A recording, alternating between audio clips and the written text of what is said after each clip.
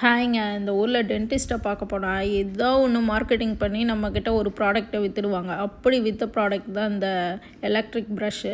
இதுக்கு முன்னாடி ஒரு நார்மல் எலக்ட்ரிக் ப்ரஷ் தான் என் ஹஸ்பண்ட் வச்சுருந்தாங்க. இதில் என்ன அட்வான்டேஜ்னால், இது நம்ம சார்ஜ் போட்டுக்கலாம். இந்த எலக்ட்ரிக் ப்ரஷ்ஷில் பார்த்திங்கன்னா நிறைய ஆப்ஷன்ஸ் இருக்குது. அதுதான் இப்போ பார்க்க போகிறீங்க. வாங்க இந்த பாக்ஸில் என்னென்ன இருக்குதுன்னு பார்க்கலாம். ஃபஸ்ட்டு ஒரு மேனுவல் கொடுத்துருக்காங்க. அதுக்கப்புறம் பார்த்திங்கன்னா இந்த டூத் ப்ரஷ்க்கு ஒரு கேஸ் இருக்குது. அந்த கேஸும் பார்த்தா நம்மளோட கிளாஸஸ் போடுற கேஸ் மாதிரியே இருந்துச்சு. க்யூட்டாக இருந்துச்சு, ஃபுல் ஒயிட்டில்.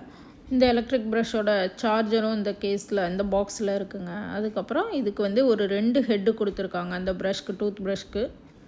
இந்த ப்ரஷ்க்கு ஒரு சார்ஜர் இருக்குது பாருங்கள். அது கூட மேக்னெட்டிக் மாதிரி இருக்குது. அந்த ப்ரஷ் அப்படியே ஸ்டாண்டில், சார்ஜர் ஸ்டாண்டில் அப்படியே நிற்க வச்சிடலாம். அவ்வளோ க்யூட்டாக இருந்தது அந்த ஸ்டாண்டில் நிற்க வைக்கும்போது.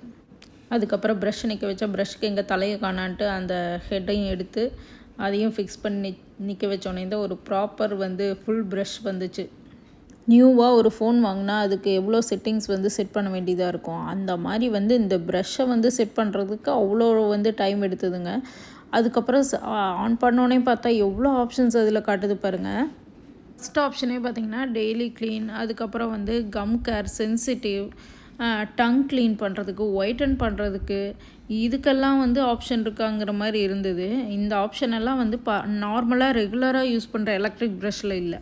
இது ஒரு அட்வான்ஸ்டு மாடல். அதனால் இதில் இந்த ஆப்ஷன் எல்லாம் இருக்குங்க. நம்ம யூஸ்வலாக டெய்லி க்ளீன் செட் பண்ணிவிட்டு அது யூஸ் பண்ணாவே போதும். அதுக்கப்புறம் வேறு ஆப்ஷன் ட்ரை பண்ணி பார்க்கலாம்.